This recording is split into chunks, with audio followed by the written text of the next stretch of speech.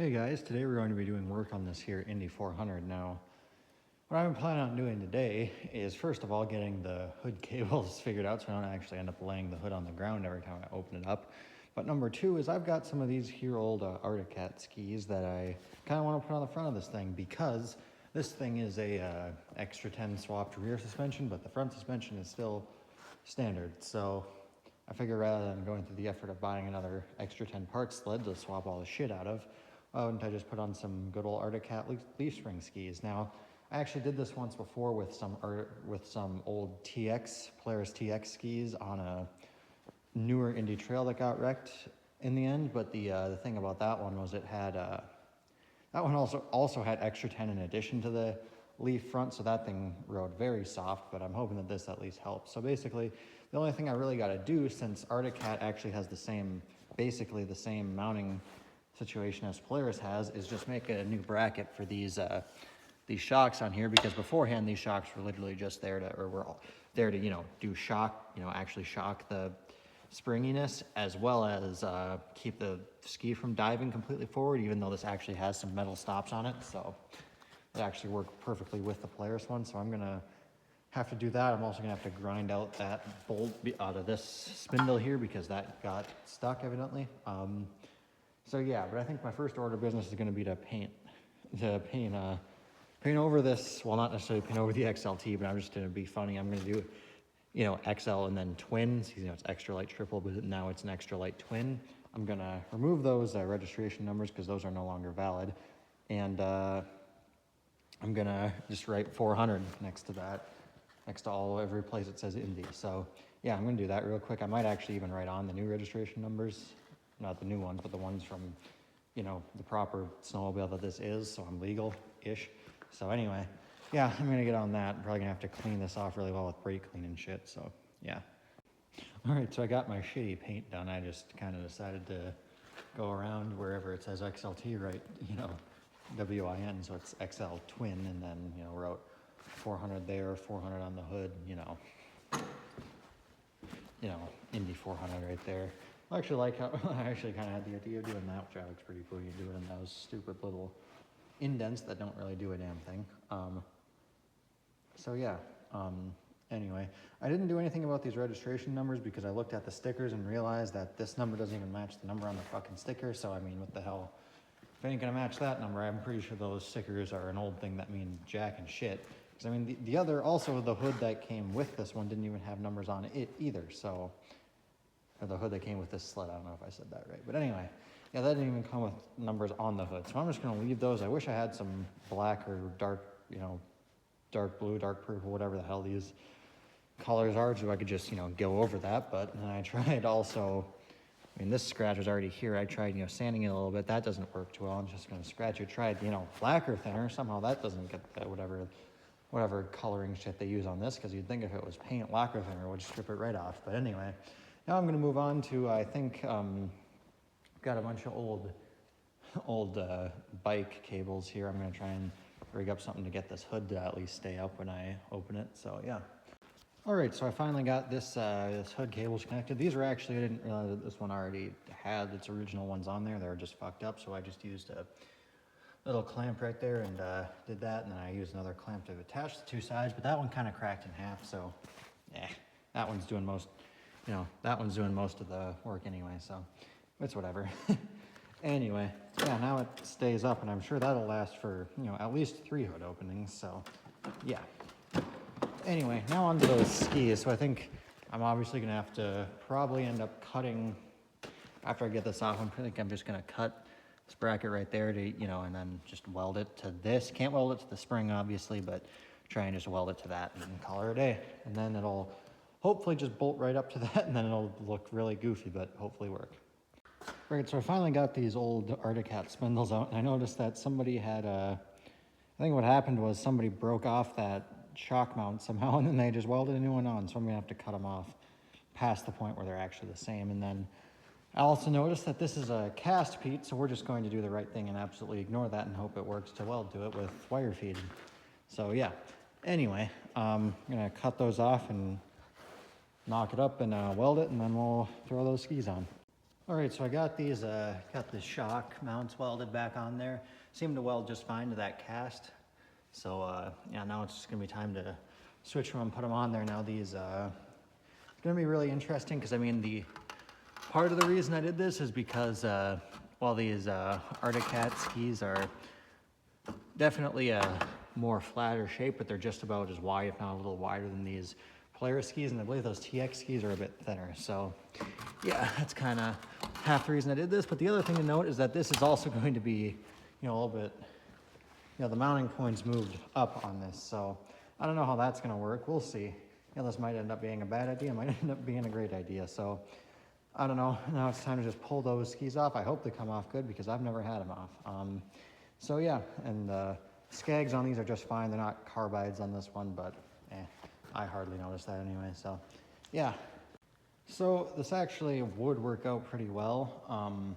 Except the only issue is that the you'd have to do some more grinding and fine tuning on it more than I can really do right now because I already welded the shock mount on there, so I can't really grind the little things flat. But yeah, this thing doesn't have enough play on the, I can't really see it very well, but that's as far forward as the thing's willing to go, which is not, ain't very good. It doesn't really want to, snap back up very far. And the thing is, it's not like the Polaris skis, which are a rubber stop. This thing's, right on that steel. So that's a hard stop. So that ain't going to be good to drive at all. Otherwise, I mean, I'm sure if I let the thing down, it'd be pretty, bouncy and stuff. But I might just do that just for the shits and giggles. But yeah, otherwise, the other reason I kind of wanted to replace these skis is, well, that. So I knew this ski was going on its way out. I do have another Polaris ski that I'm just gonna throw on there right now. But yeah, this leaf thing, this leaf spring idea is, a good idea. I've done it before. It just needs to be executed better. Or if I was actually willing to grind on this this right here, that would also change it. But either way, it's not gonna work right now in this configuration. So I'm gonna give up because this thing probably is gonna. I mean, there's plenty of other things on this thing that really should be looked at before I get into doing this. And this is also, kind of dumb. But anyway, yeah, so I think I'm gonna probably take that carbide off because the ski I have doesn't have a carbide. Snap all 3 or 4 of those mounting bolts, and then I'll just stick it into the other ski and weld it on there like I usually do, and give up. And yeah, so that's how that's gonna go. But anyway. I mean, as you can see, if up and down movement weren't a concern, I mean, the thing flexes and it's a little bit softer, but I mean, it's just, like I said, just not really realistic. I mean, it'd be fine if you were, going through on a really bumpy oval track or some shit, but even then I'd be like, well, why the hell are you worrying about that, Anyway. Surprisingly, the carbide came out without any studs breaking off, so that's great. So I can just stick her back in that new ski and bolt her back in.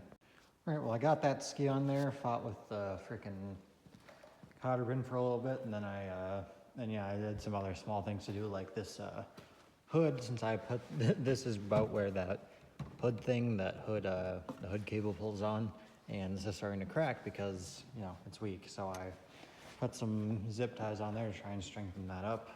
All right, so it's the next day, and I got all these in the shop. I think I was gonna say that was the end of the video, but I might as well tack this on the end.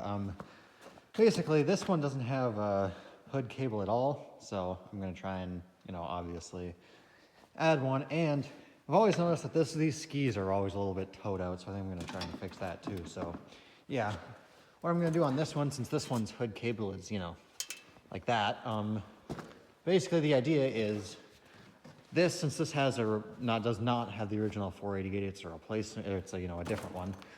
This is a newer one that actually has the hook on the exhaust for that cable to go through. So I'm just going to go through that, clamp them together, and then go through somewhere on this hood that hopefully, is strong. Did it originally go right there maybe? I'm not sure. But yeah, do that, and yeah, it should be simple enough. I also found a spare belt for this one in a pile of old belts. So I hope it's the right size. I don't know. It seemed like it. But, anything will work as a spare, I guess, until it doesn't. But anyway, yeah, it just snowed, I don't know how many inches, but quite a few inches, so putting the final touches on these things to beat them up and break all of them. All right, I got the skis towed in just a little bit, so I think it's about right now. And I got this this set up. I just kind of stuck it through those windshield holes that I'm not sure are original. Stuck it through and then went through that side, clamped in the middle. I was gonna use one clamp and then, you know, these stupid little weak ass casting broke, so use a second one. All right, at this point I've completely lost track of how many videos all this work is gonna be or what the hell is going on, but basically, since the last time you saw this, the hood cable snapped immediately off of its factory thing, so that was really obviously pretty strong, but that's besides the point. Anyway, I'm kind of annoyed at this lack of a speedometer, so today I'm going to try and do my best to try and figure out how to maybe drill out or whatever, get that cable out of the end of the shaft there. Because I can't remember if I mentioned this, but what happened was the previous owner had the bearing go out on them, and then the cable broke off in the end of the shaft, and then whoever it was never bothered actually getting that broken piece out of the end, and they just put it back together and ran it without a speedometer. So then I put in a little section of cable that was just cut shorter to engage the little bit of the speedometer bushing that was left that didn't have a cable in it, and that snapped after about 50 miles. So now I'm gonna maybe try drilling it out, try doing whatever I can to fish that out of there. But the issue is that it's really hard to do because, well, not only does this not, like the newer style, the side thing doesn't move. You can't remove that. But then number two, the secondary is pretty well in the way.